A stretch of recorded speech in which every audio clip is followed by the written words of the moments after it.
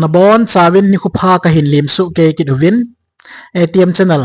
nong kit zalwin pathin pathe na bo han lang tu ni la hin ipu pau thila lep la pa Dr. Hegin to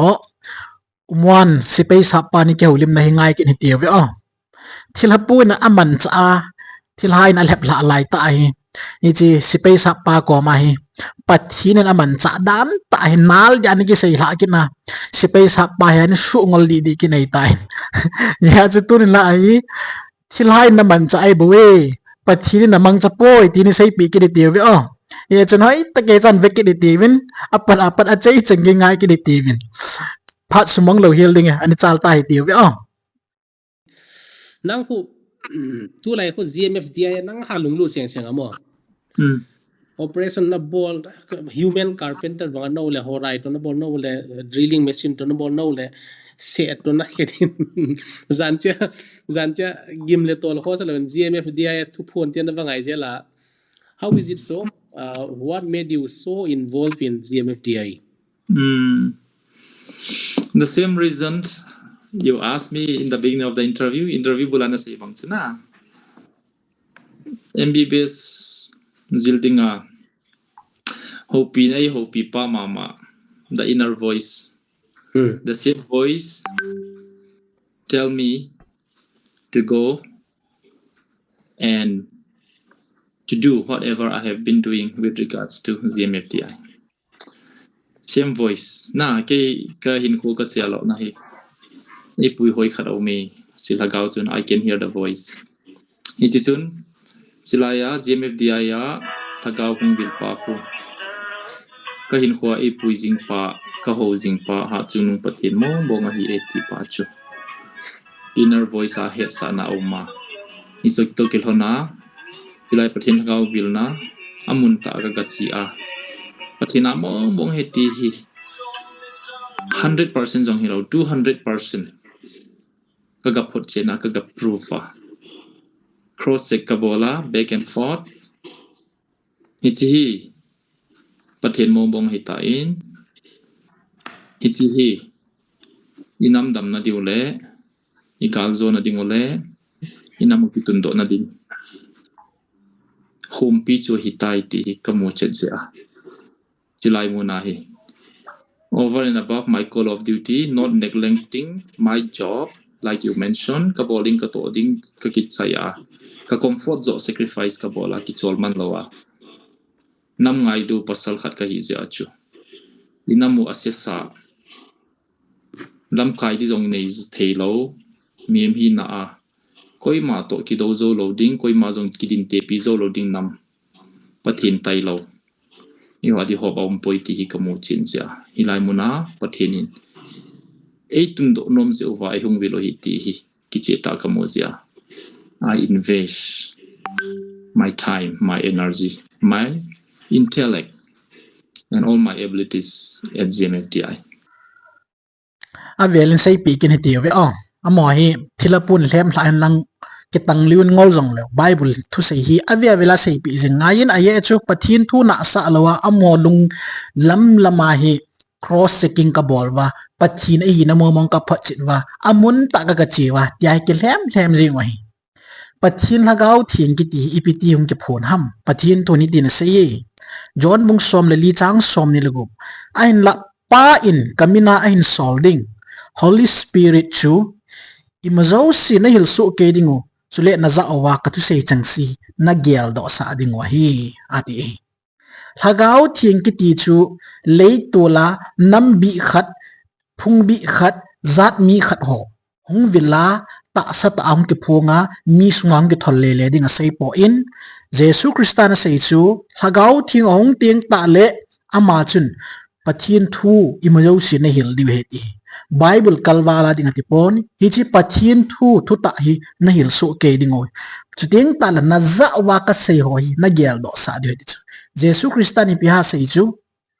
na iza wa thu ni sei chu pi ha hichi pathin thu hing e keman ong lun masa ka sei pi ni ve ati ho chuteng ta le ninung lam le hitabang thilum ding he ati ho kamina hitabanga hung uma hi le ta san hi ven hi chalai mun a hun Krista ome hislai mun akhun pathin ahonge atiwa zon anita san hi win hi ti ho he thim na chul hagau thing na pi de ti Dr. Hegin 100% jang hello 200% jena na proof a cross checking a avela na proof a ewanga pathin thun pi sem ni het lo pichuna na leitula na chi chia thila pu khat hunga na pathin bin in show la hi el kale ma ihin kanwa ku ki te dinga thu phu nga in show le ta thila pu tu sejune ke plus a hi chi pa thila pu hung lut na dinga jo kot khat ve na hon pop phat wa chu atu se na ta san pop phat wa chu nom ta chan sala a ke ma na pathinu ka hi ke ma ko hung tai ke ma chi ta nge ti ji chula chuni khet lo nang ji chuna se ya sipei sapa umwan chu na su ngol di yin ya chalo bol hi inka ti jme thilha hlep chawe nei bo chme chule pathin a man cha the ho pathin a ko mi ho chu itabanga hingding ham anam mina hingding ham anam ngai lut na ja hingding ham ati po ye bible Krista ngai lut na wanga hingding a hi ti ki chin ta pathin thun e hi lo hi e Galatia bong ni chang som ni na bible sein keima Krista to thing pe la ki khat be tha ka hi tai keima adinga hing ka hi tapoi Krista chu ke za hinga hi bo ve tua ta sa phya ka hin hi keima e ngai loa keima dinga kipidwa pathian cha pa ta san wanga chu hinga ka hi ati self deny na namzi a pathin in thi ven te po in na namzi ven hing ven te po in na lungsit pen nu ze min jong hing in ati po in keima Krista na hu hing pa ding in hingin ati e Philippi bung khat chang som ni la khat na sein aje chu keima dinga hin chu Krista a hin thi chu kam phat na hi ati kanam ngai lut na ka ne ka go ka thale ka jung ka bol theine jo si ka pi dinga ti po in bible chun Krista dinga ka hin ding ka thi jong le Krista dinga kam phat na hi ti hi chu e Krista hin dan aje chu Krista a hi vanui pum pi zo si nam khat chi khat le pathin cha hi su ke ta win ki bung khan ki lang hin nang khu chi kei khu chi tia dat khan nei ki ti Krista mi hu na thopa to ke tu lo he ti ka sai do no ma he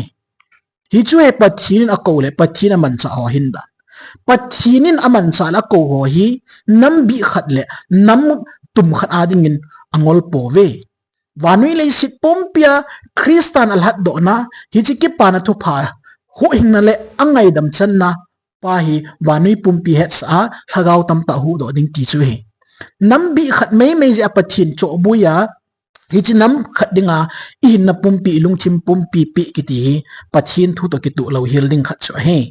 second Corinthian bonga chang som nga na jang sei ki ni chule ahing ho chu am ho dinga hing hi talowa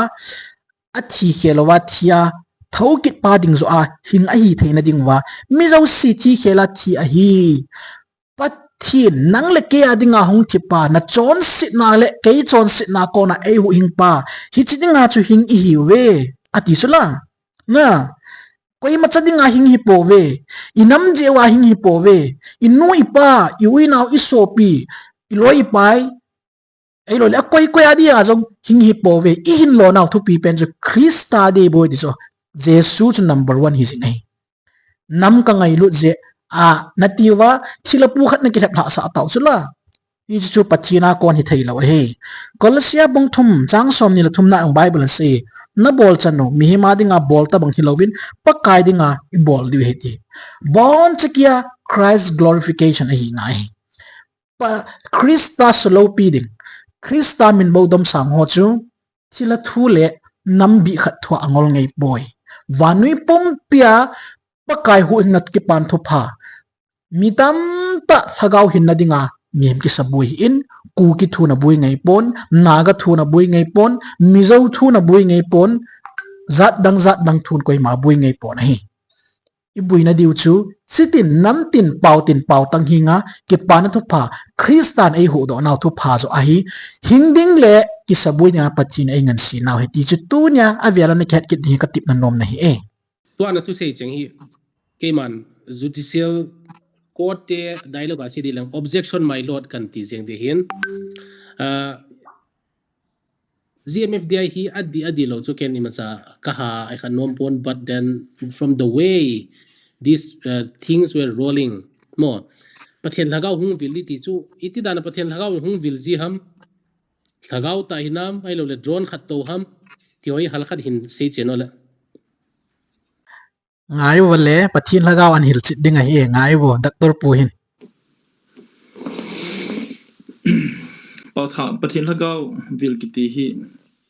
Bible la sa hi it's a replay only. It's not the first time that's happening. Bible la khapoi ti holoi Bible ipi Bible asim wang su ka hepoin. ipina sai nam doctor Hegin Bible la cha pathin lagaw ki phung hi chula issue out of question hi chula Bible cha pathin lagaw ki phun na hi chula nang hoi lai pathin lagaw ki phun na pho chi be go nam o lei to la thila pu khat lagaw hom ki le ba jo cha hom poi ki ti chme ipin sem ngai ti we o Jesu jeng jong chu nakidanga hin to a sa hin su dama mi cho ho mi den ha sa a popularity a hung san phana chu Pharisees le Sadducees silaya ho hil holoi min angai sang ta holoi chun out of zila eng set suma chu Beelzebub thane na mancha hi thil ho pa hi mi chon se hi ya chu a sei thang ma hi that the same replay is happening. Number 1. Number 2 chu pathenin au o ami avil thei mama Sinai mola zong Moses koma hambola me kowin vantil zong kilain pathenin au in Moses a hopi chuteng le Abraham zong Lot hu do dinga vantil ho hunga chun iti ki ho ham pathin to Abraham to phata in simle chun he was talking to God. Abraham in pathina in head dan hozong he was talking to God through the voice. he kate lei to la thila pu khat lagaw hom ki le ba jo lagaw a hi pathin o hi ti pho chit na dinga mosi Abraham holoi Jesus Christa ama ta dan honaga sei le kit jongwang chu lungdon tai na thu na ki do open chu nature of revelation hi chomin na do chu GMF dia nature of revelation dan chu thila pu khat hunga na pathin mi in shol he dis itilap min kilap zoology chu chong ke pat na chu na revelation chu na hi chi thila pu chong kilap ma kot nei non pi zo wa no man sa be sia na pathin ka hi a hin ti chu ya chu GMF dia nature of revelation chi pem ti ti ngai le demons in pathin hung na dinga lampi hung sim ti nai cho hit tabang revelation ki ti hi reverse cho biblical revelation reverse la chi cho Bible ai tabang ki pum mu lo cho Bible ai Hebrew bung khat no hoi simai le pathin nature of revelation dan ki sei cho masang lain pathinin abung a good chomin thim gaw ho kamin ipui pa te hunga thuan se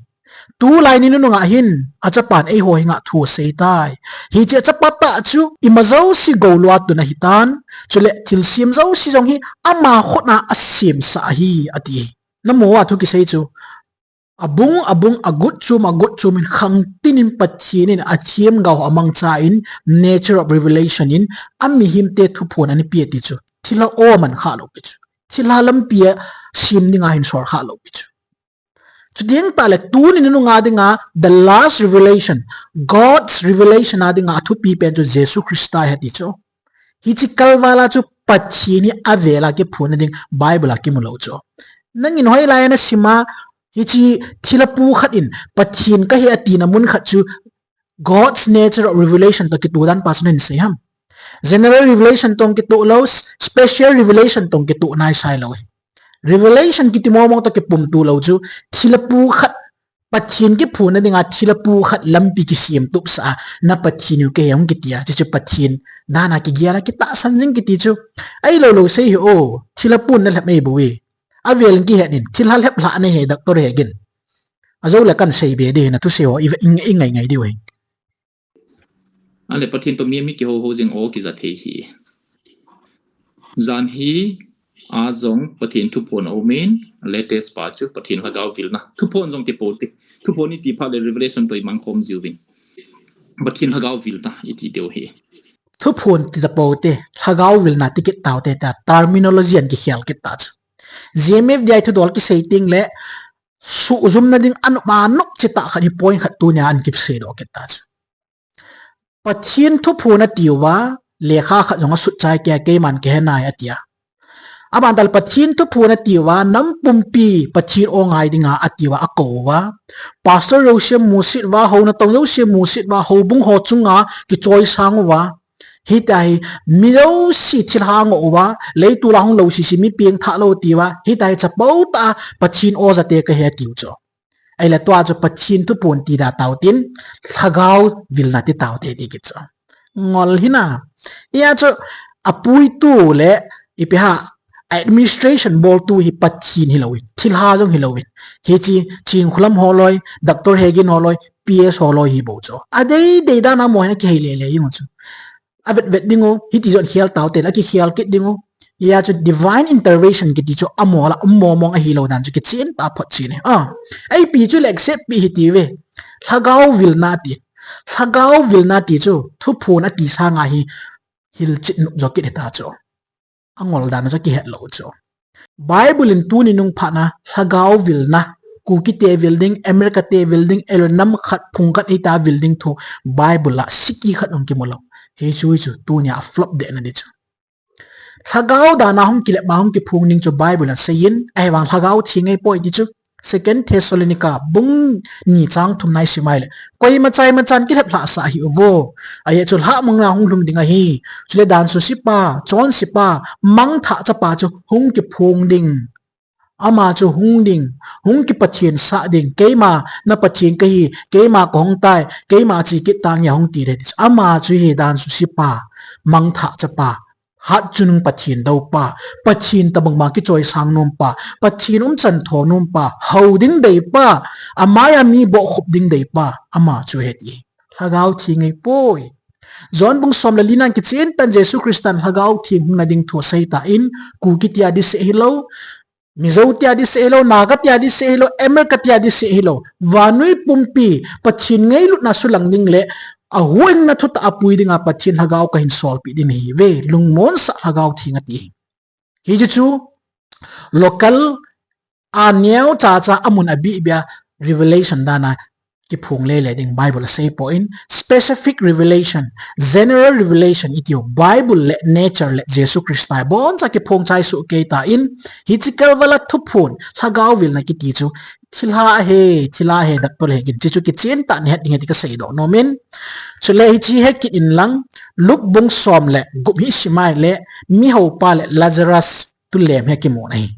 hi chala tu sim chi he su ke ta in hi tia mi ho pa mai di lam pe chun chi mi ho pa abraham ko ma chun ta win hi chun kataw ve he pa so pi basal nga ka ne jin amo hu hi ko ma na thu gi mu na hi ahong lo na ding mun amo he tu sa dingin lazar chu kapa ina solin ati cho ai wa abraham in pi sai pia amo a hil diwa mo si le thiem ga ho om na ve ati chu na vana ko na koi ma ki sol thei ta lo ding hi mi ho building nam khat building amo hilding mo si le thiem ga om nai di chu ipi sei na bible he sei nai chu pentateuch le thiem ga le kho bo hi chi pathin thoi simma iki pui di we tai ti nai chu a chon be heavenly beings khatin nam bi khat koi bi khat elo le phung bi khat na gam bi khat agwil na ding thu bible sei poi na vana kona hung hian lang van til ho hian lang ke ho jing hi jong le hi chi kalwala ki pan thu pha sei chu gau sak chang na ti galatia bung khan na hi chu na khet hian ding ti hi tu na ve wela ka sei pi is nom na in remind ka bol jing ne ti ka sei do nom ne mi chingan ni hi we koi ma ngol nom po we doctor Hegin tu nya salmon to na ki ho na cha bon ja ka ngai su ke hin na tu simo jong ngai nu me ain la thila in na bol ngol pai me wang si chung nung pen in pathin thong kilen ti ka sei nom ne ti ka sei do no me Damascus kopi zona Christian ho sugen thading achi Paul chu Damascus lampia vaina sale yesu keuve sola na kiti hi chana chu ama hi ho hil mina sata hin hi cha chu ipitiam vaina salphala lu a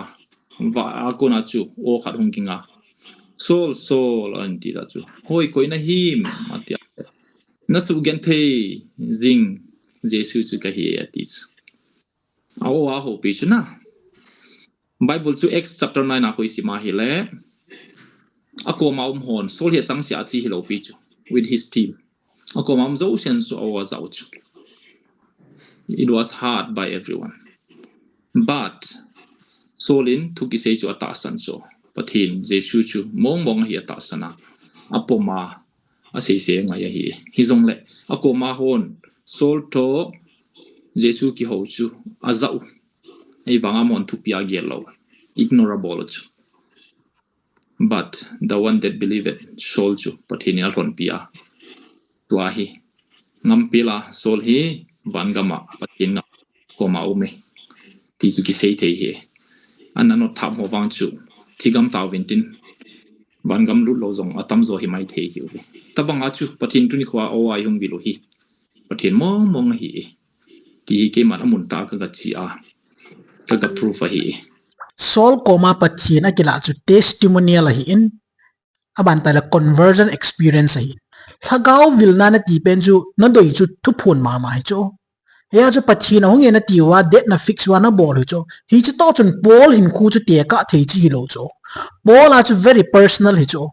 nang hol lagao hin te ka gut pa chu corporate level hi chu community level hi chu namuam dak tol Hegin ipg a chu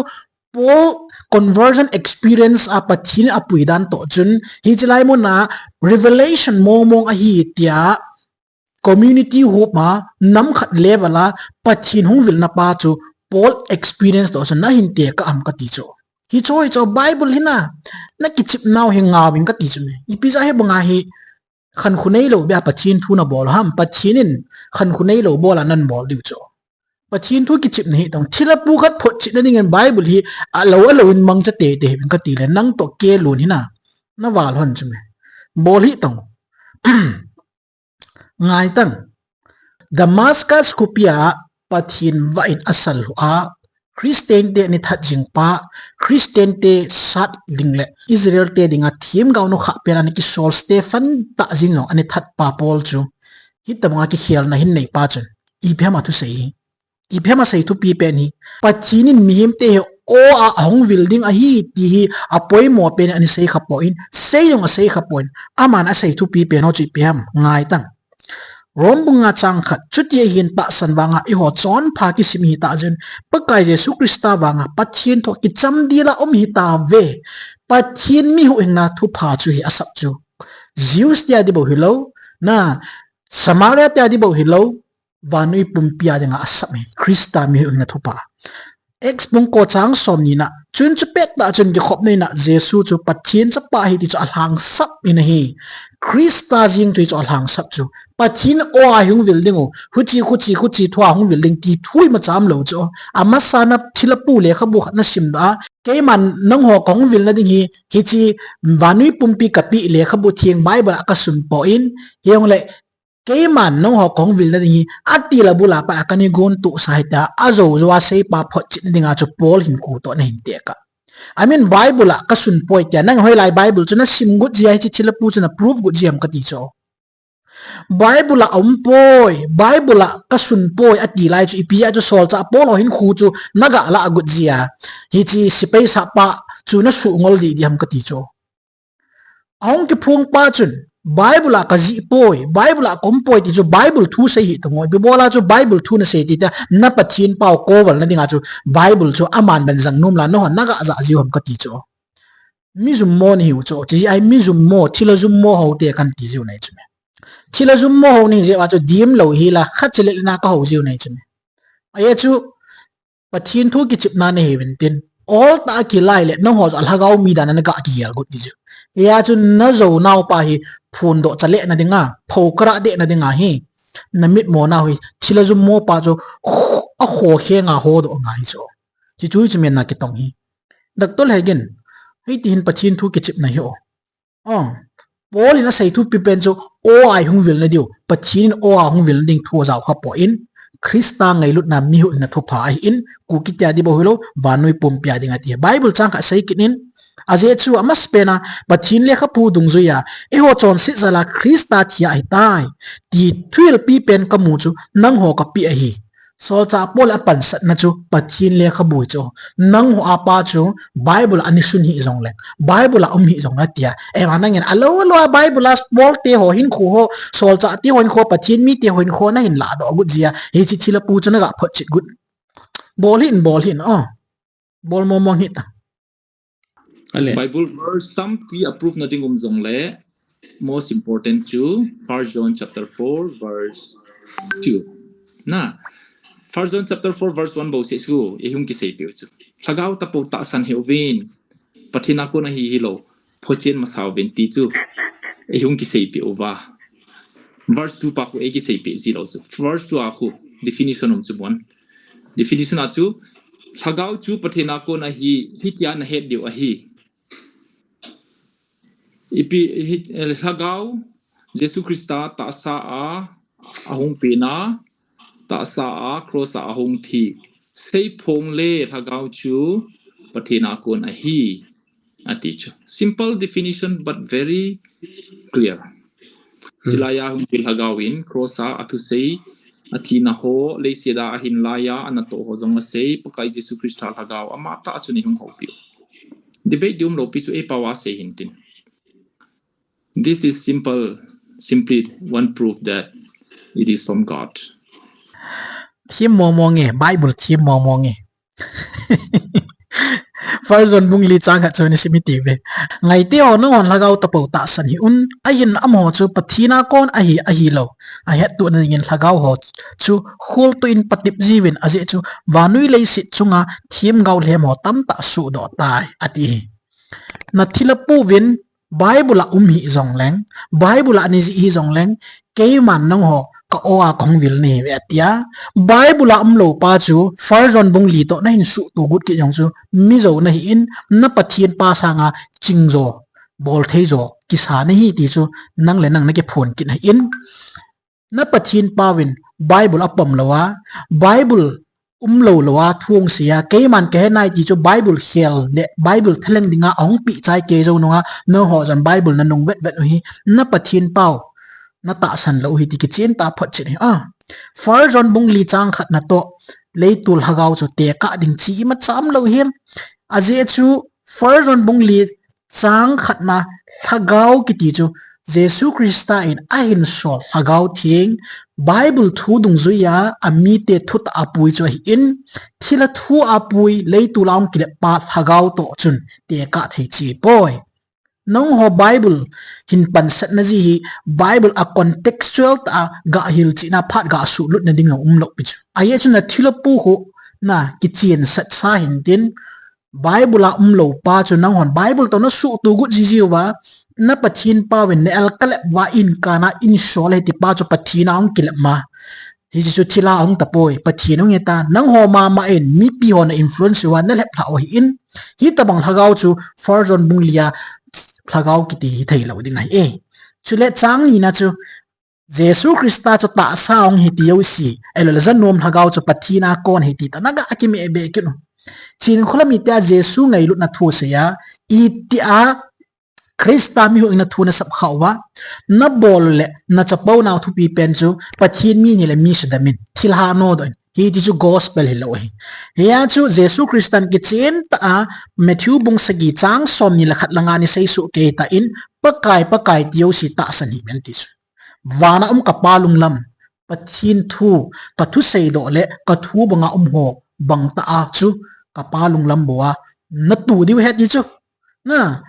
thila pun a hep dung zu ya Bible pi sem ting don lo na sam saw mu men ho jong tu ni vida na sei choi wanga akit lang le kan am lot kit dingai na sam saw mu men ho jong Bible to ki tu lo dan jong ki sei na thila pu nong lep dan jong Bible to ki tu lo dan ki sei hi ju Christa ta sa hung phung hagaw chu hi ding hinam choi khul win ki ti le khul lo be wa Bible thu sei don mo mongolo a hi dan da na interview na to ting le Bible pam be da na hei tai na ga ki lep mi na ga lep le le ju muan chu nang sanga ching roi ta chu lagaw le ta sai le dak tol Hegin ya chu na hil pa chu nangin lagaw thua hil dan le pui dan na ki sa hin ama suzum gu dan na ga ki sa gun hin pumuan in chang khat mei me hin dom bu thong chu na thila pu to nang to na zum tha dil bo chu next session ang do de ko ne vetam And another Bible at sumin ko itadilaw. Hen Bible adong to prove tai to ka say. Adang say di tampiu me isang le. Time doesn't permit. Jising azong hi patina ko na hi headset te hitai. Aba na. Simple. No. I'll finish this one first. I'll tell you the mistake. Last I saying too. As we speak today, tu ni hi ni sia patin tu pi a tau hom na hi ni zagi le som ko lang atin ni touch. Every day people are praying at GMFDI to our God, to our Lord Jesus Christ, and they are filled with the Holy Spirit. They are in joy. Koi ma lấy sẽ khang thua hi chana mi him tao khom ti ngai lo chu hi chi mai azong pathin na to hi the work of the Holy Spirit hi ti he chen the hi chu Bible am lo pa thila pu chu Bible to ahin su tua alo lowa ahin kai tu le lia ka phot chen tai akitia conclusion ki simin aban ta le Bible kalwala jong niza get walzen ki taw na hi pathina ko na hi na pathina hi phot chin na hin ki tin op sel kit in na as a Christian pakai Krista nung zui mi khat i ta wai iki son naw hi niza get jani taw na diu je ham ni sang khat i taw na diu je ham kum somi taw na je ham kum za kha i taw naw je ham Bible iki son naw diu hi che bo hi a hi ati hi e Galatia bung gup chang som la lina chun keiwang ipakayo Jesu Krista thing pel te lo thudang I machahim hima ki sung pong kate hichiwa nga chu vanui keima dinga chule keima vanui adinga thing pel ki hian be ka hitai iki sun naw Krista hi bowi hlagau thing pi mi ho chu Krista thing pel mi hu ina bwa ki sunga in niza get ka taw tai ni sang ha ka taw tai tin koi macha farsi so bongin hoi thonan aki chapo sa ngai por he GMFDI te thilahau te na ki chapo sa naw hi hilaya hi chipa tabang hi ai e lukbung som lege chang ko na pan ai simai le farsis le kaidong pa thu sim ki sei hi silaya farsis pa tabang hi na hi wa hi chule mi chon pha ki ngai tua ama kita san midang imatsa sa lo ho za jong thulem hi che sei ti chu mi ni hoina pathin haidinga chi lonin khachu farsi in chule khachu kaidong a hi farsi pa cha dingin hi tina tawin vo pathin keima nangma ka thangwai keima midang ho banga hunama la le chon di lo zonga chule hi chi kaidong pa tabang hi ka hi poi keiman hapda khat sungin ni veizen an kangol jin kamu zo si hop som kapizin atin kaidong pa wang chu gam la ta hin adingin amit zong wanda ngam lovin vo pathin mi chon si ka hi keima hi nei lung si in tin op achum chu ma ta ve ka sei pi na hi ve khat zo pa sang chun hi chi pa chu thim changin aumin aina achi su tai izena mi tile ko hi le ama ki soi chang chan chu ki sunim ding ama ki niaw sa chan chu ki choi sanga ding a hi vanui lai sit pom pia first awakening second awakening great awakening kiti western gampom pia middle east line lungin mihim hi niza get ki hilo kum khat ki hilo kum thum hilo kum zawal hi pathin tu ta mon ding le gamsung pom pila vanui pom pia revival aluna gospel ke pan to pa machal na dinga pathin mi ho akuma sima hung tawa vanui pom pi ke pan to pa Krista hu ingna chun tua hi vanui pom pi alwa mi tam tan hin na ki nei tunya thila khat ko lu na to do nei lo leitul helbut lo khat in niza ge zen ka taw ve ta aki sunwa hobung pumpi nam pumpi chona le hona tonglo si musit na nei hi chilai pharisees pa to ki hi nam lo keima ka chon pha in na hunamin macha kalapon chon di lo a thil zong le ala ka hi po in keidong pa tabang ka hi po nong ho tabang taw ngap lo ho tabang ka hi po ve niza ge zen ka taw ta ve ap su na jana pathin o za pathin to ke hojin ke chapau na hi chula ji chu pharisees som cha hi chula Farasi so sa jong kho zo thila ho na hiu cho hi chu nang hoin ai dan ta chu niza get taw nam pi dinga taw na nam pi min jong min pha hin ka ti chme tu nai dim mun hin nang ho je hi chula nang ho ja thila pu in thilo si reversal history a thila pai gu jingi cho I current event zo sia hi ki chi mi cho na pathin ku ki ji a ki sabui lo pi chme pathin wanui le sit mim hu ne da ki sabui bo cho nang hon pathin ku ki min dan ai pathin chun ku ki ka pi di dan na bol wa emotional nam pi ti ho chu thila thua na til ngol de wa ami pi ai chi thila ta san lo ho jong la pathin thu ni pi sem tila khul glo ku ki angol ngan ku ki min angol ngan ki i lol hin lo de ti ve za ka se ya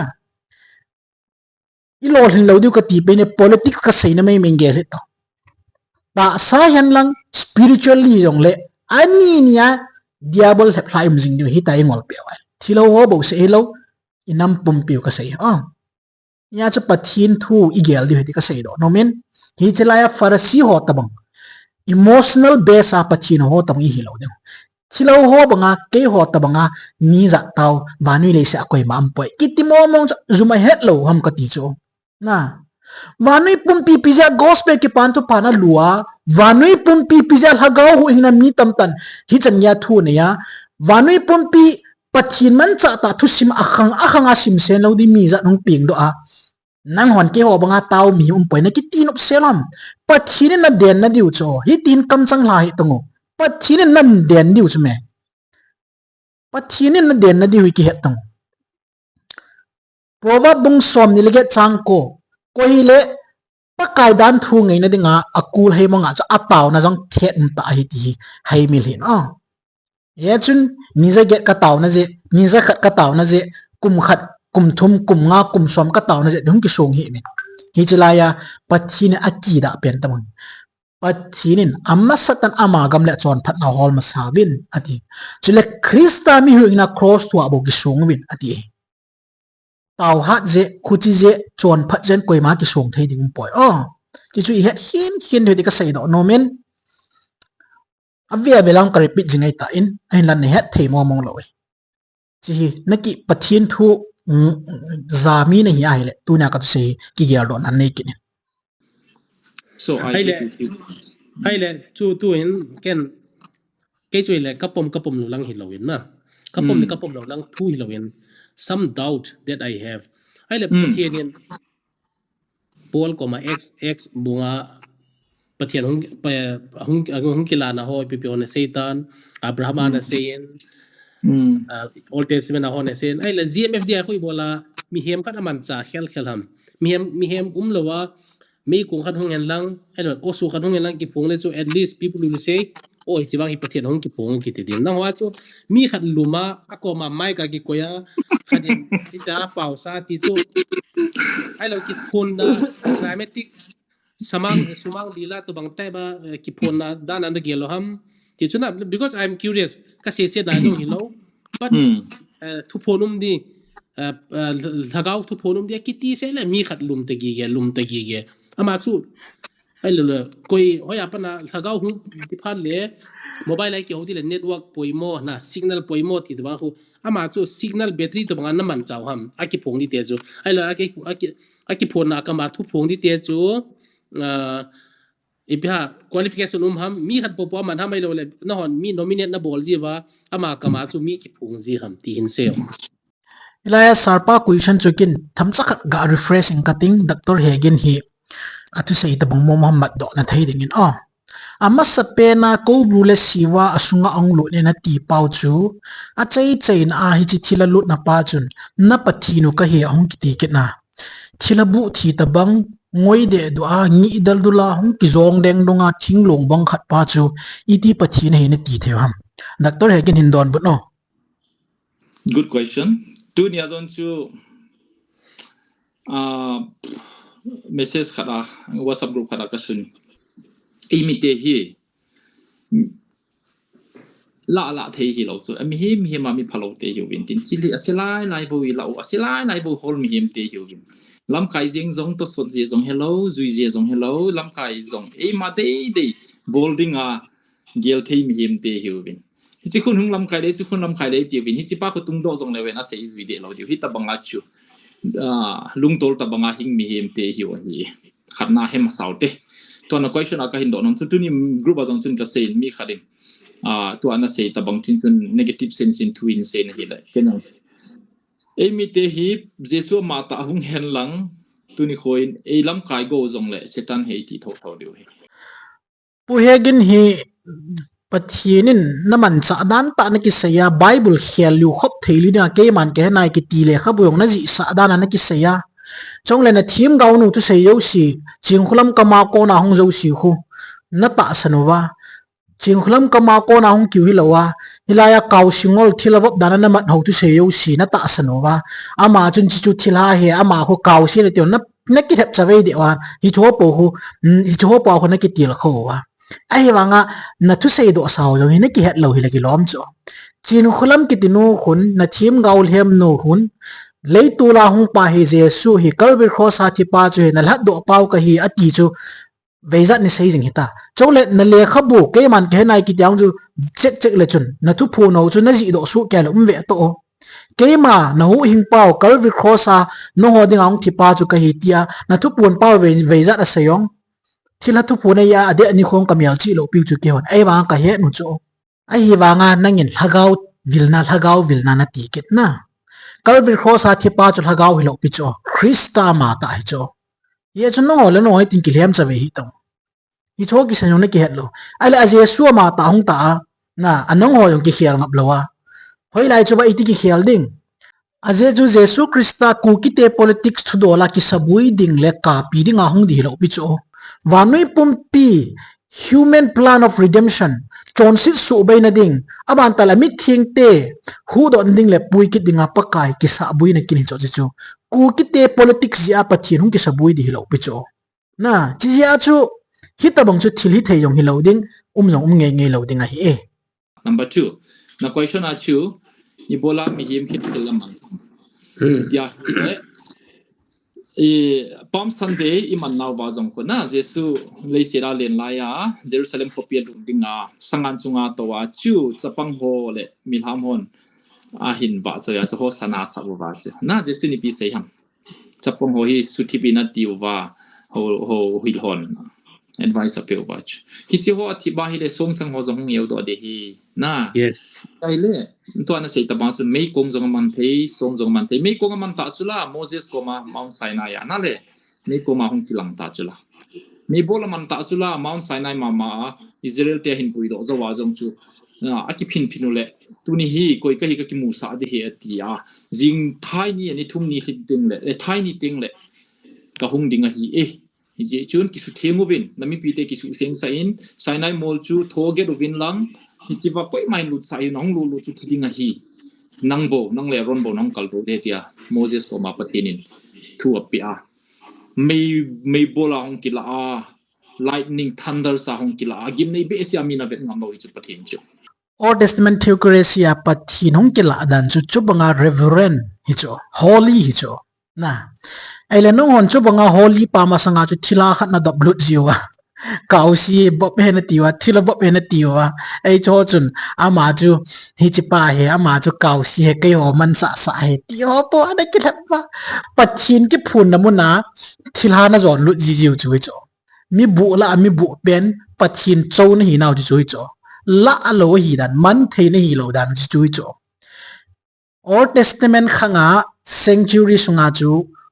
court thumu mi chu a khatna lei tuloma anin a holy place ma abana most holy place mi chu hi chi most holy place a chu hingjing pathin kila a ki phung chu hi chi chu koi ma cha him ato kha thilo lu jong lu thilo thiem puchung nung pen pathin an angan si pa jong kum khat le khat vei se hi na sata full discipline a lu chu a lu hi le thi theina lai chu ele nang ho abichu pathin heta na hin zon lut wa ajin khule kausi na zon lut kit jiwa ha itabang ta pathin chau itabang ta pathin kichip na nei mi te wang chuna a holy laudan cha holy laudan nan chu ki chai de ni we doctor Hegin ki chai de ni we so such is the God we have na is a chu tu nia pathin mi hi ma man jing zong i sei koi te wa hi le song chang le me ko mang le i pi ti diom thilana to he ti su to mi man pa hi mi ping tha chapang khangdong kum som thum lenga limi 34 years mi ping tha hin ko thing mang mi him mi ping tha in ko thing mang nek robot na ti pau cho a in khu tu sim he ho in thilawop jing na a he ti bo cho ไอจงชูจิงหุลัมโกมาองลุดนายเลโกบรูชีว่าองลุดมาเสพนาเปียนาปังกิดนะไอจาก็นาจู GMFDI revelation กิตีนะหินปัดหน่อยจ้ะนะหินคุเทียงกิตีฮีคำนาเทบอลเราเสไม่จะหินคุเทียงกิตีเราปิจูหินคุเทียงกิตีฮี spiritual mental and physical อบอนจะเกี่ยวหุบง่ายจ้ะที่จูเฮ็ดง่ายหินยาจูเน็กระบาดหินคุเทียงอันนี้เฮ็ดเป่าจูที่ลาองลุดนาโกบรูชีว่านาตีเป่าองเก็บผลนะจูนี่จ้ะko bru siwa hin ko lut na dinga instrument le media ma hung ki mang chapa chon hi cho ei chialam kai chu gul pi ho nu ching kula mi ket cho na hi chu gul pi ho nun aman cha thei mi him ki ti chu hin ku thieng hi ding ham mi pieng thai ding ham bible chang 1 Corinthians bung som chang som ni la khat nan ang ki chen ta se nang ho pa kai khon le thila khona na don kop thei lo ding wa hi pa kai an kong le thila an kong a jong nom kop thei lo ding wa hi nek robat na ti pau chu thila jong hung lo na abana pathin jong lut en ti wa thila le pathin an kong thila le pathin don na khon ki kop ta banga do ta chu la hi chu ti pathin man cha na ti wong pathina cho pathina hiding satan cho satan hiding set aside hi jingai hita bang ta instrument satan le pathinin aman cha ko ma thila na to thila vop na ti pau cho iti hin khu thing na ti mo ham ka ti cho bible la jong thila vop mi tam ta ki mo cho la garrison gamanga ho za chu ting ta le Mary Magdalene jong one of the most popular demon possessed person khat hi cho a hi wanga Jesus Christa in atha thil bol theina zala ahu do a hu hingna pi su ke ya hi chu zo zo chu thilha ni lut no holoi chu asunga thagau thingu robot bong atumin a ki phung ji ki ti khalok pi chu hoi dai chi principle hin ki la do hi tabang hin ki lo ham thila pui bo chu bible hin tabang chu hil kha lo chme ching thei tango daktol hegin khang no loi tang pathin thu bible ki ti na za lo ji a thila thu yo shai ki liam le lia hei ta hin ku na man chme to ajong officer pa sermon in pathin lagaw thing thu dol chu pathin thu bang ta don but na dinga platform lo pi ta to hon nei chu elen an thu sei ve mo mong tongo thila a hi bo e tia sei ho critics bor lo si bible na don but thina u me a hi dan ta bible chang khat le ni aki lo hiu khat na ga ko jiwa aki hil chin set tai buina ding poi na ga aki tiwa no hole no na ki lep jiu ta yong hi chang khat chang ni na manu chu kion ka tu sei ngai mo mong tongo chang za ka manuam a chang man me ong ji lo a thu chu ngai lang a thu chu le khan tongo hoi ji pathin thu ha hoi ji pathin thu lom jong ne he jing ni cho na lung kot na hon lo ji ai he tai thila na ki lep sa sai cho bolin ka ti chu me na amunau le na gen ke amunau le ke mi man pa hi mi man nu whatever mi khat bo hi jing ke hamelo la mi jong ki khel ji thom rotation a che thom mi khat bo man hi pathin khagaw na man hi alum pen mi khat bo bi ping thap aman khagaw kilo hong pha le mi dang amang ai le khagaw kilo ki phun ti le mi dang amang chai ti ki cho na ai le khagaw kilo ki phun na mu na cho nek robot pathin aman cha pa pathin tu pu na ki mang cha pa ti pang ki phung ki ni cho pathin ki pu na platform le thila ki pu na platform chi ki bang ki ta cho pathin a zon lut na mun wang cho thila a zon lut cho bible in thila khon pathin khon thila an kong pathin an kong ko atio chu ki ta cho pathin tu pu na ngai na mun wa chu thila tu pu na ngai ki no cho na thila tu sei chu ta sunday poi thila chi ma cha bol the poi thila tu zo sei pa he nai ati get tho e wan chala ya kaw singol dana ngo ho chapong ngol the tho in su ngol ho tu sei ko angai ki wa pathin ama cha man cha he ya cha tho ta sei sai ati get no pathin hoi la chu thila man cha mi him te ki hil na ding le ki pui hui na dinga thila thu ta se ya aman cha sa kha ham itia bible do la bible a hi lo lai khuin mang sakit mintin pathinin sol sugen theding le sol su mang na dinga hagaw gilo a hin sol bo ko mang cha mintin job hi nga pathinin thilapu chu asugen theding le asumang dinga sol bo chu pathinin thilha mang chai tin bang sakit mintin a hi lo ai le thilha ki ti chun mi hep alep la thini dinga sol cha ho hi na amo chu pathina tong ai no ho po chu asai do ho po thu ta asai dan gel kit mintin na pathinin mihim te hu in na ding le mihim te ki pui na dinga thila thu ta se ya sol kha lo pi cho bible hoi lai long mu them lo thila thu sei je no ni ki hilwin ki da bible la ki ji kha lo cho ai wanga chu man thailo ta bible khu adunga vai man cho min tin na hi chi thila pu hi bible to su tu te te ning kuno ai wanga I khut kina anung lang chi vet kinai le hi chi thila pu chu bible a kin ima cha ka sei poi kin kani ji poi bible a longan ke man ke na ya kong pi heti mingol hiu cho so pi to mingol ma mo athi ding a lom hiu chu azo sa wal hi te te liu cha okay Pathin ai na le leo zonga man tu hin GMFDI niza kiat niza ko lain tin na sei jing ke bin na koi mai nam sunga jong koi ma GMFDI te sei phau mo mong talo ngày hạ sa thoi te da doctor Hegin chu adi sei cho sermon chun na abana no ho hin iti dana sei dham like thing noi po na man chaw ham ti kha jong ong po doi na whether you like it or not but KNO has KNO ten letter so PS how ki been assigned KBC ten pastor na to na nei ho GMFDI ahung ki lazia GMFDI pan lazia itin hai sa te hivin ti to makna ho na thu pi anin ti ho vel chu di hinam ti khut number 1 ka do na hintin abanin abana chalma sangin tilha ga sereng middle east laya roman catholic hi religio political power ani choi hi in hi jong chu to ahin nu ngai hungum ki dinga bible na sei kin hin politics ta ta religion hi ta ani nya power choi kop noti he bible na ma hi aj babylon noti min thang noti in hi chebanga chu chingkhulam kitinu e ho area e ho community ka sum ki se handang le religio political power choi cho hobung ho chunga ki choi sanga sting tal organization leader ro si hi amani inuya ato pha cho heya chu adei dia penga adei dia thu se ya kum thum sung hi pathina tong hole hobung hi na sata hin cho bui cho ama chang se hoi lai thani na ki lai ta ho peng nem ka ti cho anyo pen ngol pen ong ki cha lo di cho ai la akiem vela ui cha banga atil ngol ho khun ama hi a backup hi cho hi chi ya chu hi cho hi sui bo cho adang I ma chai lo ya chu religio political power a choi kom hi ti ki chin ta ki moi cha hi chi hin dong ma sao thing noi mi power mana ki ham bolding thinoi mi power mangi ti wang chui sei khelo hidin tin pathin ho na hin chin ngai lu na nei ta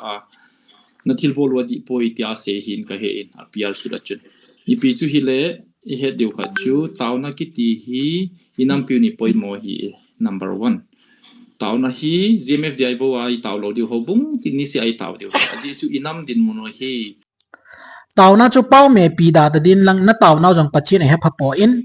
min thu na do apa cho hoi tan don bu le chun ka dei ma jing in KNO president pa in thinui powera abol hi poi na sei hil diu he na tia hi le EPJ ama KNO president pa chu PR na bol sa wa nang dak tol Hegin kitipa pathinin jong chin khulam sanga aman cha zo liuda na umma bible khel liu khop theidinga keiman ke nai kiti athu thing khat bible sanga thugu lo pi ta ki phun na le kha bu na ti khat aji sa pa jo chun PR bol la chun kiloma anang in jong bol lo a koi madang jong bol lo hilaya arms organization na thanei pen pa chu sa khu thu dola EDPR na bor sa pastor hona tong hobung ho chunga chu gi na na su sa ham kati hi chu ni pi sa ham religio political power to thilo kop nu chun atil ngola hi chi power cha man cha hi ki chin ta kilang atila bula patna ko bru siwa na ti pa ong ki phuna patna hausa upa zo sile pastor ro si ko khom na dinga power hin man cha ma sat penang zo koyong thingnui power hisla man cha chu na ki pat naw zong organization power anong ki pat no tua zong nong zum wai organization power ma ai EP pham na bol ko kit diu cho anang chun ki phatlam manham zum manham za cha manamin elo le pathin tham khat thila hau zong no chun pathin na gin mei mei ja chu thu pha phan sei ne me ta chun a pha phai sei mana chu a pha ki di lo we wani nei sit pom pia dark ages khanglaya religio political power choi nu hi kel ngui banga in khu manga in ain la bible in dragon ati jun het ngai pathinin e tun do lo wa hi le I ma hi lo deu tu chungi galo hi gal ki patila ko na kamu chen le ka seizing chu is a spiritual welfare a highest form of spiritual welfare haga mu the lo wa gal ki sa na hi e hat wangai sa diu hi le nangin jong na hi emon I ma hi lo chula tu chani din zo hi ei sa pi ei din piu khanom hi chu spiritual warfare lin pen hi kit ta na sermon jong he lunglit mo mo nge lungnieng tai chi keu pi thei na kan pa cha ve lang khan ne het lo je wa jong he lunglin ta na ngai theom lang ka tin na ta san lo chu chu ma hin na ke hi nei le ka het wal wal ji am angol na ko mu chin be si ya khat be la phing ka sa yi chu a hi wa nga chu thili thei lo chu thu ki sei na ngol na mo ngol na sang pe ni chu spiritual warfare kiti hi spiritual warfare kiti hi kuki le mai le ga lai ke pan hi lo chu ngol hi tang spiritual warfare thu pon bong som na ni sim ti ngai le vana gal ni ki sa de the great controversy chu vana ni ki pan hi ta chu pathin chen na mun ngai lut na vai hom pa chon sit na nei lo hil pa hi chi hingjing pathin na muna ko na chu spiritual warfare hom ki pan hi chu sim tila adam le eve ki sim masanga pa nai spiritual warfare chu ki pana satan ki ti pa hin pathina to go no si su sit dinga hin gon jinga hi chu ho chu mi tam ta hi chu na chu ilha mang na diule amma to ithi tha theini ra satan lep na na to jing chu hi cha ko na chi hui do na diule hu ing chan theini ra chu mi him cha pa hong thia hi chi hu hing pu calvary cross a hong thina pen chu spiritual warfare adinga warfare gim nei pen vet sa na hung hi ta chu na simpa na hu hing pa ki san hung thina ki ti chu warfare adinga warfare gim nei pen hi chu la hi chi spiritual warfare la hu hing pu nang le ke chon sit na je ahong thia satan gal gim nei pen asat na pen chu mei theile ku ki kina na ding hello mei theile ku ki chut be tu na ding hello iki ngai lut na diu iki ngai nam na diu cross a pum kha i na diu le cross a in sum mi kha i the na diwa christian hi chu na chu ini ta wa ilha do he ti het nai hi chu he spiritual warfare a lot hin na spiritual warfare ki tia chu ki gi khan na lo ding he ka so pi tio hi chu he gmf dia in namat thim thei lo na he na spiritual warfare chu christa mi hu hing na le christian chon sit gal azona le satan gal asat na pa hi imu thei lo wa ai chi aku ki le amai thei ka chu spiritual warfare chum be da na ikila na pau chu Krista ki pan thu pha to ki khan kang na pathin ngei lut na mu thei lo na sopi le sopi mim khat le mim che khat ki ka ki gi khan le ki tha ki mat na dinga lungchang put na in hi chi community te ni ki ka chu Krista me ngai dam na akisu la thilawa gospel ki pan thu pan mun anei thilawa thilhangan ki ko lut na hi ai le hi chi warfare pen chu umji nei lo ya chu hi chi warfare sunga hi chon sin ai thi dan lo di la pathin to igan lo di wa chu tu nya hi ki pan thu pha keng chut ki siding hagau chamjam pathin thu pat ding satan gal chu na sata sat ding satan mi hem te apui mang na alhep cha be na zo si hi pathin thu hang san ta ki do pi ngai spiritual warfare adinga iman chau thu pi pen chu pathin hagau thing bible thu thing se bunga manona hi hiding hi in hi ya chu chamna ngai lu hi dingo ki ngai lut na sim do tu hi dingo chu tieng ta le vanui le sit bui jing han lang jong le pathin cha te in krista hong na ding lam pi gela ni tam ta hagau hin khuwa chamna le lungmon na inei sa wa hu na thu pha ilang sa ngai hi chu spiritual warfare ka sat da sam hoi sau je hi lo ding thila pau dop lut le lia kuki propaganda a buina ki ti ho spiritual warfare lawe pathin na su nia wal ji ngoi ka gamong lun kon ting le si dai ta bang thilung nung ding ke ma mina mi tam ta ang ki chim ding thil bol thina tam ta zo thil ki dang bol tam ta angum ding than chom te tang tam ta in hap la du tio tam ta ki se ya hi chi mail hei gal le kuki mingol gal hina particular ta he ta ga kai kon jinga spiritual warfare chom be da kha ga la pathini hi chi ka sung mai mya chi ki ve ngola ang bui pi pe jong kuki bo se edin ki ti mong chu ai hitian na seva le inam lam kai te adia amin jong pha ngai ta boy ani vai timona jing ke wa front line to defend loading tauna power tauna chu pathian chu trial ball ti na ham pakai ka taw de nang ni chan na ball tiam kyo suna jan taw ka tin nang nei veng je na tiu ham ai lo le taw ding ball ding ti na gel kha lo ham You ask me, you answer me this question. Pungiza sung kitau ham. Nisya kitau hi pungiza sung kitau ham. Pungiza sung kitau ham. Tell me, answer me. Pungiza sung kitau ham. Anisia na tao na.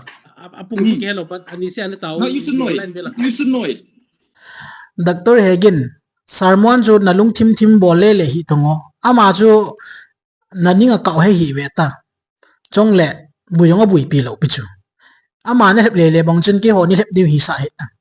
Pungiza sungka ki tau ham tin bol hi tang sei hi tang. Pungiza na tip kha lo piu chu. Na pu pau in piara sunia chu pi ha su chu. Tan ti nei lo in tau jing wen ti chu. Hi thei le ben e jong thalo liu ding zo jong thalo liu ding a tan ti nei lo ding a tau na ding ho na ki interpret dan ki hui chu chu. Na aya chu aphat ahunum lo bia he ta ho ki bol ni hi bin thila ko ma tau jing thila ko ma ki thoi jing ni na tau sot lai chan ma inam piu chawai che ki chawai che to sarmon ya do chu ying chu na kilep na na manu ki sial na manu he bo chu chi thila kul pi kho adang ha se hi be tang ya chu pungja sung chu tien lang doctor pa chu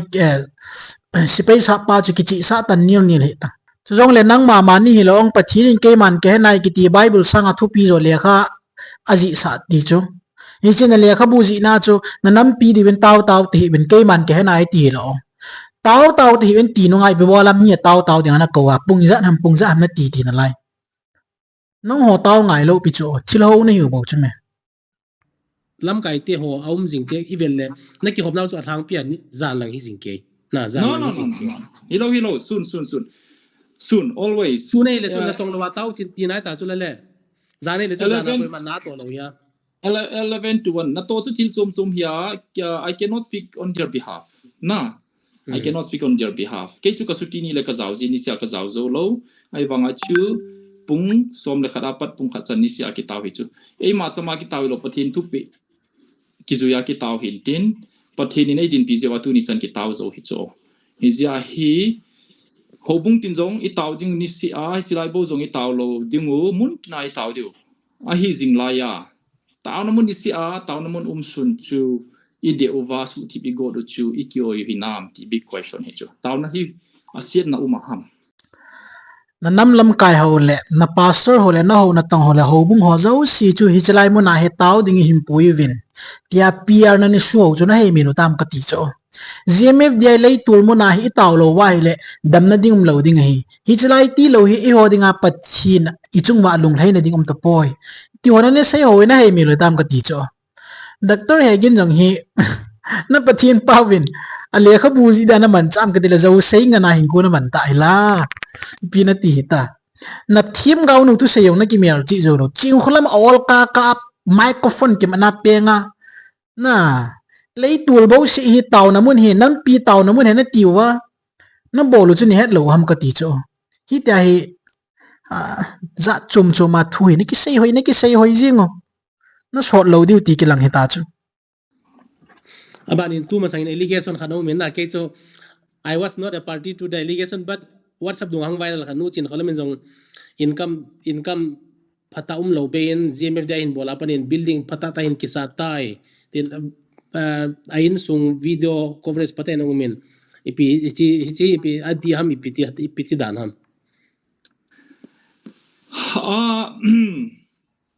pathian house hi chulana pathian house ta ki hoa vai sa de duwa ni de cha long ki su to lowa pathian ha cha ka hena ka tongi ki ti chu za cha ru ma ka gel zo hi by fe da nai to hi le we should be wealthy people today le si da zong i house dingu pathina ko na pathina hung bo ting le it will come from different angles ke zong today I'm here today I was a pauper loi chunga le kha kana sima ni khada an kho khat zong kai kamu zo lo di ni o mi chu but I had faith but nang so at least you are a doctor ortho specialist Mukesh Ambani ho Adani ki theoloi khun hausa pathin ho ji a ho jing dan ham le hausa ji ai pathin ki ho di jing hi lo cho chong le pathin di ta howa kumni kum thum ka kropati kai le si cha koi ma cham lo pi chu jong nge lo ding lo hil di hol tang banui le sia pathin du sei min thang pen ko ham ne no gave tangu kum khat kum ni ka ko ham crore pati koi tu sim ne khawam ka ti cho chin khulam thila ko lut nu chu mal tong hoda na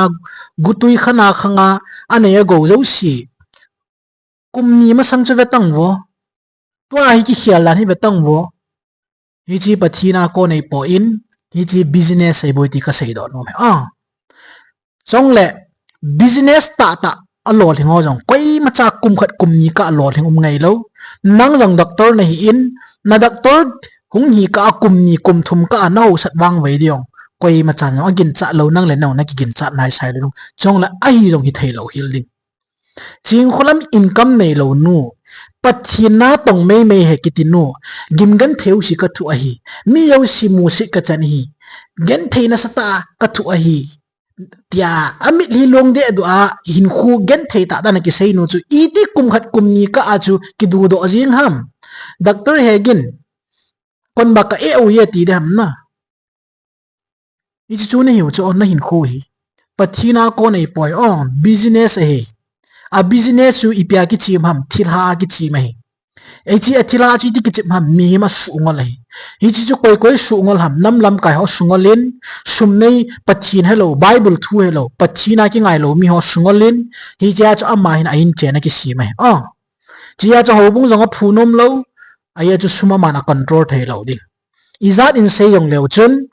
business a in pathin ho sat nai poi ti ka sei do nomin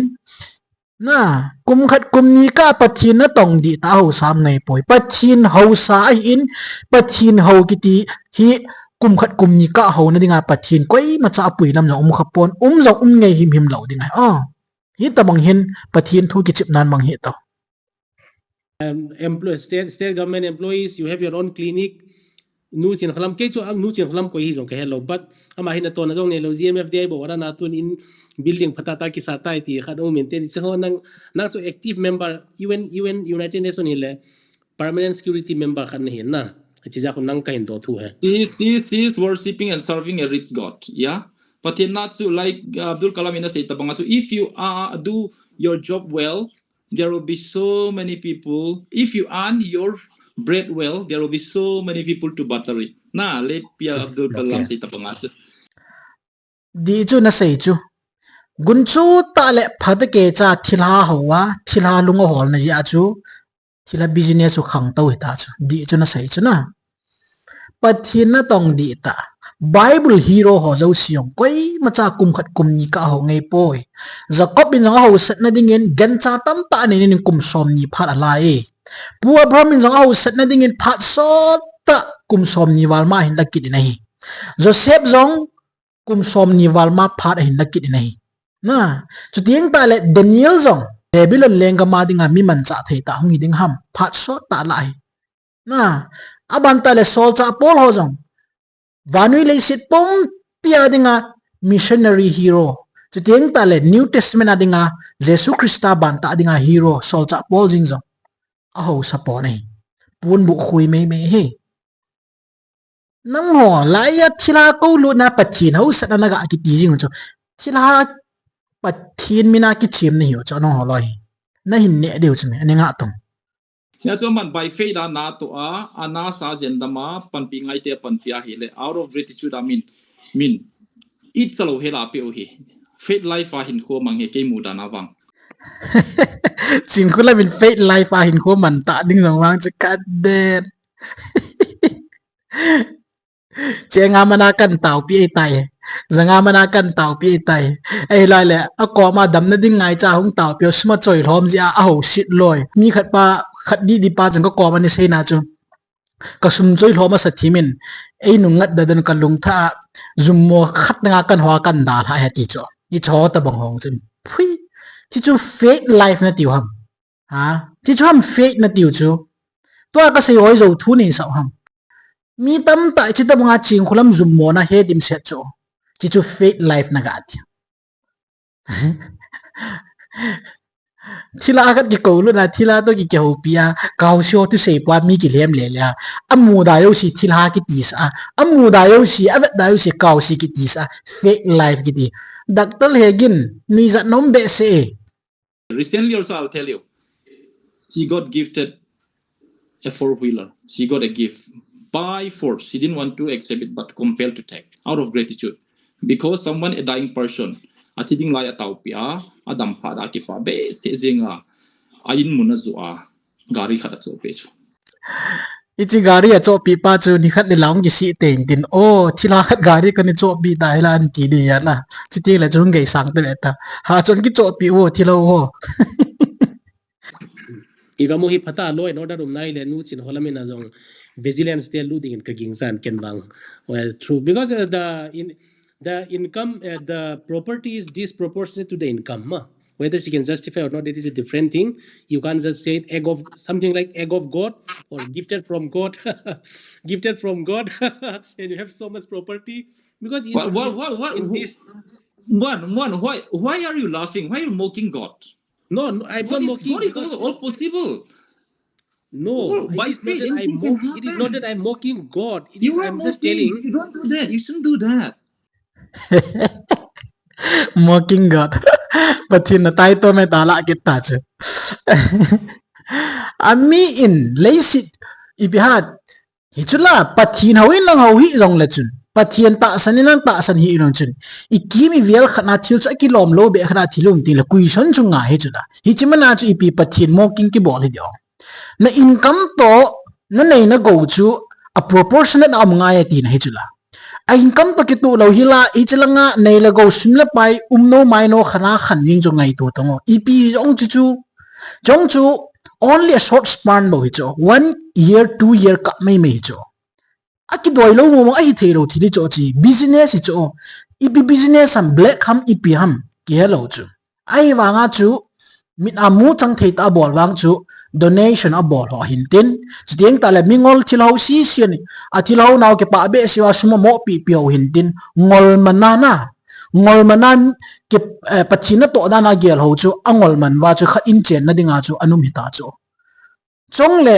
pathina to na za la hi tabanga sumla pai donation hun kiti ho hina pathinin pathin lenga ma da man cha di material possession ema on material possession adinga man cha ki ti jo den zal ta cho pathin tu tong ki tu lo hi cho it is justified bol gut jong le ai thailo hi him hiding ipi ha morally ajong hi thailo spiritually ajong hi thailo chu ting ta le law and order dung ja ajong hi thei mo mong lo na ai thei mo mong lo chi chui cho sermon in a bol cha gut chu ai wanga chu amo hin mocking go dana ga akil akil ba til do sai pathin mi nai justify ki mo bol gut jing mo No. It is not that I'm mocking because we are just talking like what I mean to say in this. There is a movie, Egg of God. Now you have a vehicle insurance. Mo, gari insurance kilai chu, gari insurance kilai chin. But in the insurance, it is clearly mentioned that the thing should not be caused due to egg of nature or egg of God. Egg of God means due to some natural calamities, earthquake or anything, your vehicle damaged, then you cannot get the vehicle claim. Vehicle is accident while driving, somebody struck, somebody hit, you can claim. Egg of God, insurance claim thelo. Likewise, it is not that I love because of that God, the mentioning of the name God, but I tend to laugh because if the vigilance came to prove whether the property is proportionate to her non-income or not, you can't just say that gift from God, nah. This is my point. You should have, because everyone has to prove his source of income. Very very correct heta chu correct mong na thilo ho ni iti bolin iti justify go jong leo ai thailo he pathin ho sat nai poi chi And the type of house that you constructed, kasi na chu again khovel au mi hin lai ja mo khovel dat ki zui vo who's again who's maybe some businessmen may get rich and then they should have income statement, source statement. Dr. Hegin mang jan no ma sahi be jing na aye cho athim gau nu gang chala nei re gowa khan to dan ju thil di i thei mo mong lo hin a hi lo khat mong mong he to a chu salmon chu vigilant jong hi lo authority ne ya hi chi ga bui pyong si di lo pi cho a hin la gam sunga thu le la agin dung ju ya chu thil chu a hi thei ding o ma hi tia chu na thil kha chu ipihas speculate type erole assumption type ma thu chu aga hiu mai mai bo chu hi chi mai meang chi liang gu chu ai le ata ta a chu bol ta ba ding hi tale na hi chui chu thil ha thu zo thua ki bul phu hi bin tin pathin thua din zo lo kyu hi lowa law and order le thu mai me yong ding zo lo diu chu you know, like you say in simple words, more donation. As far as I know, everything happens from donation. But I in touch according to her, from her husband's pension money and all her savings are to asahin. Ubana adang other things are mostly from donations. Yeah. In kyu hi lo chu gam pheng a cho ko azim lo chu singa lang hi ta hoi lang hang hi ta gam pheng lin ta cho ke he su ke chu na hi cho chu pension lo mai mai the lo chu ain maya man to asa ho ai lai le generator ho am dan jaga ti he eng sik san jung ga ki khut le aye chu pathin ho ka hi ve pathin phat thena chang ka hi ve na ti wa chu na phat thenaw chu i ta bang mom ham ti chu wana ko na hong ki mo le hai lo ya chu agial ding hon agial li ta ba chu hi cho ki sei man chun lung hang gu hi ta gyarong gyar si ta chi tua hi aki pan hi chu ki ho sanga lung thim thu nei ho zo in thil tam ta an bol theina lai chu mi pi hong ching che di chu to ai ku ki nam sung chi dan ka na le mi pi hi renaissance khat in nei di wa hongom go chu ta sa la thagaw thu do la hi masang la ya mingolte ini ki hap layo moi te le pal chi thing gaw the mong lai ta bang khang chu ki ki ta lo zo to ai pathin thu he jong ki dim ta sa thu do la jong politics sa jong ki sang diu ingol na ban wa jong chi na la jong ki sang diu che bui na khat chung ki bui jong le ya chu to ta nga hi mi hem theding mi hung mo lo de ya chu wana ko na hung mo ki de ha ai lo ya chu thil ho hi ya chu ni khat ting le chun to ai ki sei sang hung ki phau kara na lai di ikwa icha kan selom penta chui le lu chin kholam adu da moi ka tinai pon but when something crops up hito bang yeah it invites curiosity. No, not only that hito bang til khan hongum phal le at least from nu chin kholam or from someone they should have come out to the media na hito bang hin ta in ka otherwise people will keep forming the negative ideas and that rumors spread like wildfire and people start hating that GMFTI in particular. Chidan do again to in mo. Same way I keep on saying nam lam kai te ho jong thil khat development khat hong phan le media hong pau do diu whatever media we have nam lam kai te who are political leaders are su leaders or whosoever talks tai popular government nothing and talks tai kitile ding hitai popular government ki form ding hitai ta mi pi te ki cha taw mi pi te lungling law taw amau ima cha pau do mo lo e do mo lo that is bad they should come through but the media. you are comparing two different things which you should not compare. One is her personal life. Today I bought a car. Why should I come out in the media and say, oh, I got this much money and I bought a car or I built my house? It is my expenditure. Ching hulam in thila thu ti lo public a sei ding nei lo ki justify thine ding thu jong ma cha nei lo ama adinga a strong foundation chu akibul phuna doctrine thila thu hi in hi chi thila thu pen cho pathin thu a mi ta san sa in hi chi jong cho pathin thu a pat na phu cha na thei ding khat cha tu chan yang a sei do lo pathin thu a ki do yo siong tu chang ya khat chang a dom bu thei lo ama nu ya ki sun pi pen doctor Hegin ho jing jong i ma cha tu chang ya pathin thu banga dom bu thei lo to a jong sermon to pung ni wa phat a su lo ni in pathin thu a chang khat cha jing jong a pathin ta san jong phot chin thei lo don mok gon a ti lo ki chai pathin chu ka ta san ei jing e pathin a hi mo mo nge ka phot chit mo mo a ti lo ki chai adang mo mo pathin thwa ko na akil chit na theum lo hit ta banga chu i pe ha bul nei lo bal nei lo khana hi dinga hi ven hi chu ta bang chu i ting ti yong le sei dinga nei him thei lo dinga in ama public platform a honga a sei ding ma cham thei lo hi a ye chu i sei bang wa nam pumpi bol lo ding be khat hobung zo si hin chau nu hobung zo si chang ki choi sang nu mi zo si wan gam kai lo ding lei tu la ho bo mi pieng tha amu da khat thila kaw sia hin ngo nu thila le doi la kaw hong ki chim pe ni tabanga business bol nu choi in hi chunu chun I tini tiong le agu la na ho ti lo thu pha thu hoi public platform a setting ma cha nei lo ding ai ya chu ho lo ma cha ki sei do lo bo chun sang viewer thu ngai hoi thu he tam tam zo cho hi chu het ngai chile dak tol Hegin ama private life na tin mi private life interfere boarding nu hi koi ham na pi nu na thim gaw nu hi lo YouTube nyeo cha min video bol ho po sum po ami ngo a hitia chu view hol po ami ngo a ama kro la business bola thila ho nu chun YouTuber ho po hi zakhat jani ham amu ho po chu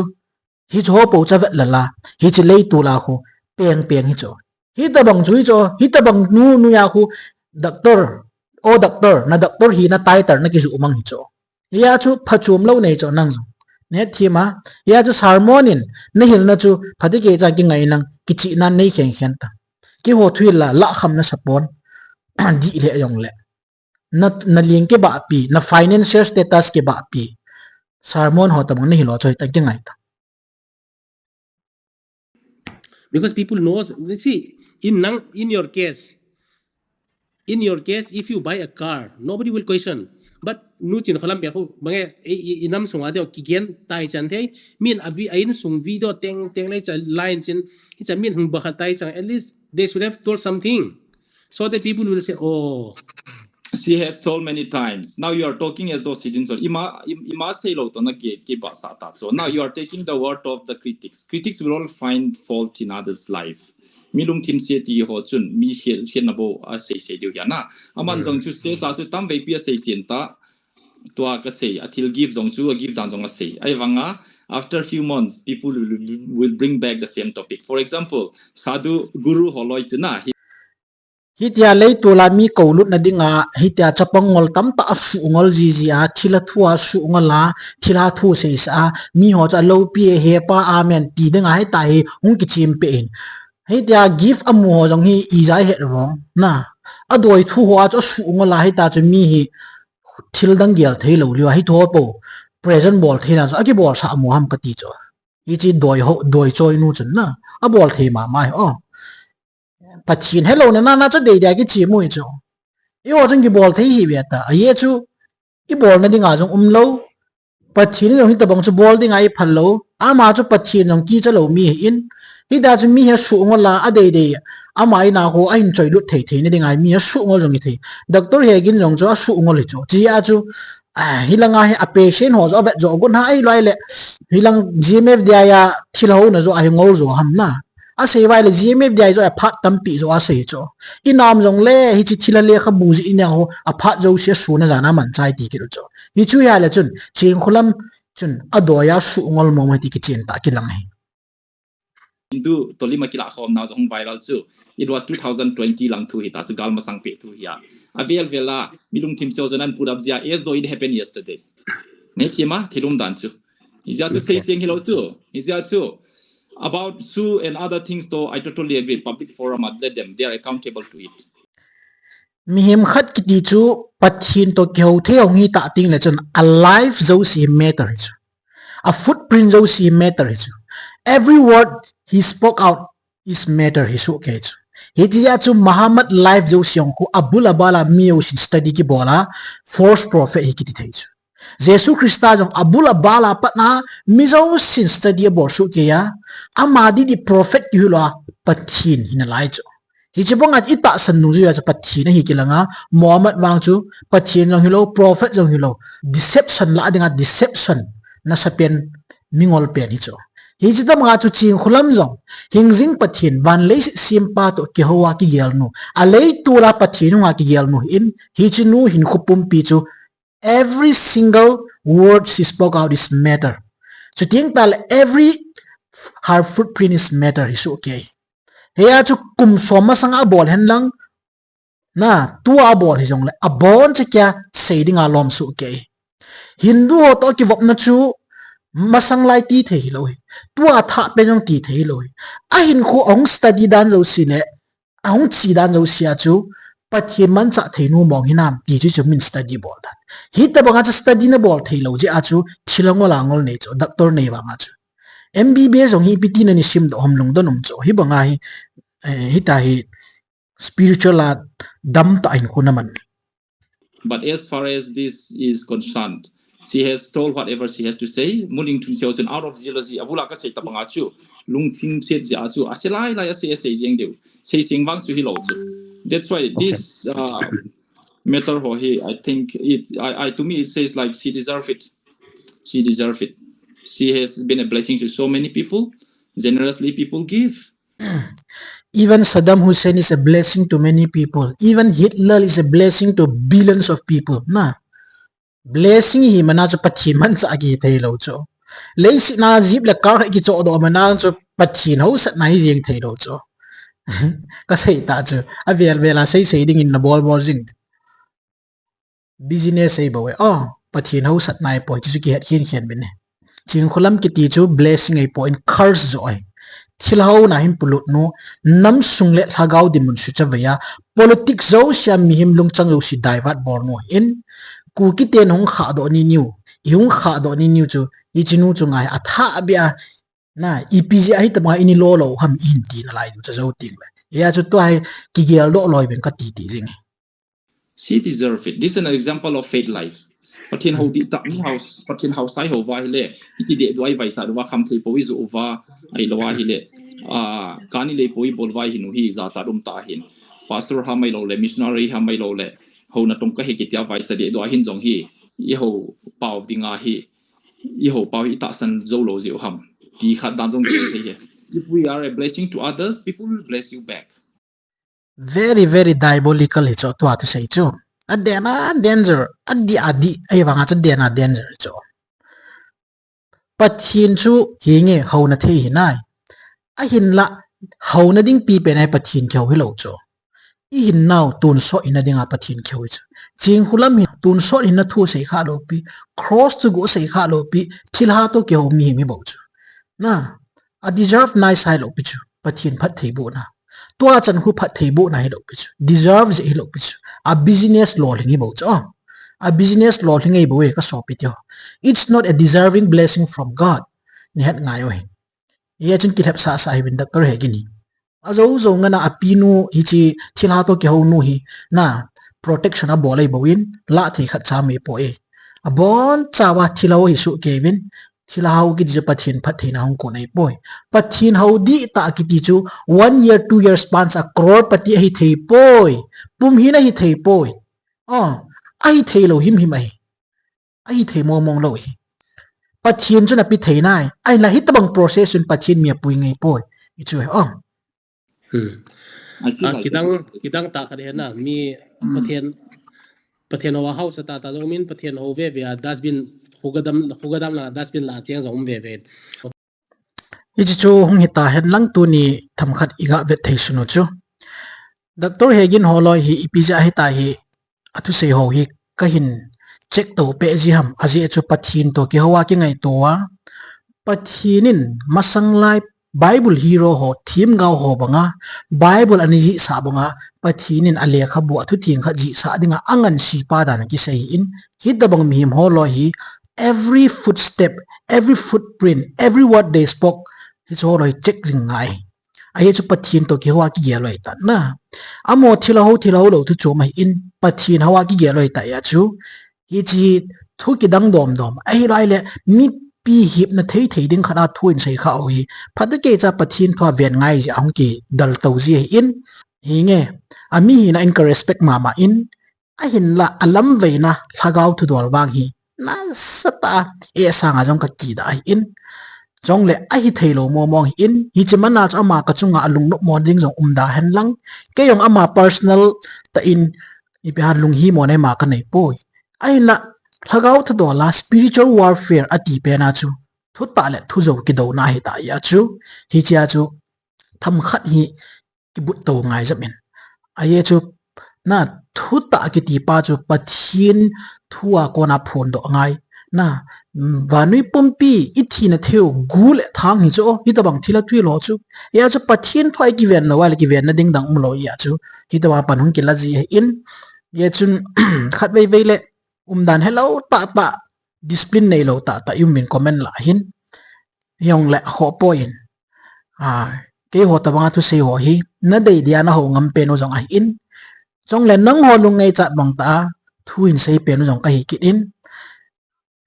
na ya chu a kho poi open ka hi win yo jong open ta thu ka sei no jong ke ho chunga open ta thu na sei thi da ki hong mong ai in hypocrisy ki ti hi phat thlem ki ti hi ki tholo hi in tu lai sut la tai kyo a pathin thu nal jang zunga seya ai ding dol ta pathin thu ko mu lo ho na tong tam ta inei ta jewa chu hit ta banga hi ta bang thilana to na ila wa ha in hi cho ta bang su mi theina ding le na su mul pho theina pathin thu ki dam sang in hi chila hi panna sa tai lawa pathin thu ngai sang ho in pathin thu ta a ding dat nom ho in taw na anin dal khu jing di ka tip na nom ai tunya hi chi GMF DI thu chung chang ka in sei hi ke man pathin thu ta phone na ka man in hi chi pathin thu ta ki ti hoi popular ngei lo he pathin thu all holding abo hi chi channel ki hong in na ya chu GMF DI jong hagau thu tong kha thei ta kha hi ya chu hi chi ta bang channel la mu na hong ki sei a ki sei lo le kon ba sei ding ham a sei ding yom di po ve ya chu pathin in sei thei ding ai ko ya le tia ki sei hi in hi cho ta banga angai theya thue thim theya thu ta the chumi wang pha hi di ka sei do no men pathini lungkot hongjing in tin thu ta a lami zo theina diwin pathin ema puijing ta han di so ka taw na he ka ki pai